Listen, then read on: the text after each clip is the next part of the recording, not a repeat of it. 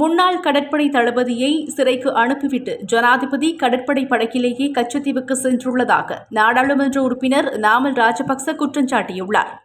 கண்டியில் வைத்து ஊடகங்களுக்கு கருத்து வெளியிட்ட ஸ்ரீலங்கா பொதுஜன பெரமுனவின் தேசிய அமைப்பாளர் நாமல் ராஜபக்ச இந்த விடயத்தை குறிப்பிட்டுள்ளார். முன்னாள் கடற்படை தளபதி கைது செய்யப்பட்டதன் மூலம் அரசாங்கம் போர் வீரர்களை வேட்டையாட ஆரம்பித்துள்ளதாக மல்வத்து மற்றும் அஸ்கிரி மகாநாயக்க தேரர்களை சந்தித்த நாமல் உள்ளிட்ட பொதுஜன பெரமுனவின் தலைவர்கள் குறிப்பிட்டுள்ளனர். அங்கு தொடர்ந்தும் கருத்து வெளியிட்ட நாமல் ராஜபக்ச, படையினர் தங்கள் உயிரை பணயம் வைத்து போரை முடிவுக்கு கொண்டு வந்ததால் மக்கள் விடுதலை முன்னணி உட்பட அனைத்து தரப்பினரும் இன்று அரசியல் களத்தில் செயற்பட முடிந்துள்ளது.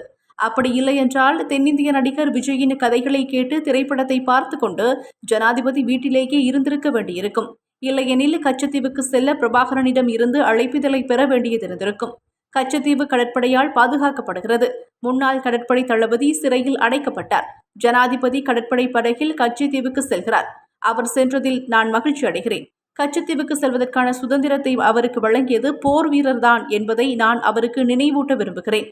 இன்று புலம்பெயர் மக்களின் தேவைகளின் அடிப்படையில் வடக்கில் விடுதலை புலிகளின் பயங்கரவாதத்தை கொண்டாட ஒரு வாய்ப்பு உருவாகியுள்ளது. இது தொடர்பாக சட்டம் செயல்படுத்தப்பட்டுள்ளதாக கூறப்பட்டாலும் இதுவரை யாரும் கைது செய்யப்படவில்லை. மறுபுறத்தில் கடற்படை தளபதி அடையாள அணிவகுப்புக்கு அழைத்து வரப்படுகிறார். மேலும் அவரை கண்காணிக்க விடுதலை புலி பயங்கரவாத அமைப்பின் புலனாய்வு பிரிவைச் சேர்ந்த ஒருவர் நியமிக்கப்படுகின்றார். இதன் மூலம் 2015-20 காலகட்டத்தைப் போலவே போர் வீரர்களை வேட்டையாடுவதன் மூலம் புலம்பெயர் மக்களை மகிழ்விக்கும் வழியில் இந்த அரசாங்கம் இறங்கியுள்ளது என்பதை நாம் தெளிவாக காண்கிறோம்.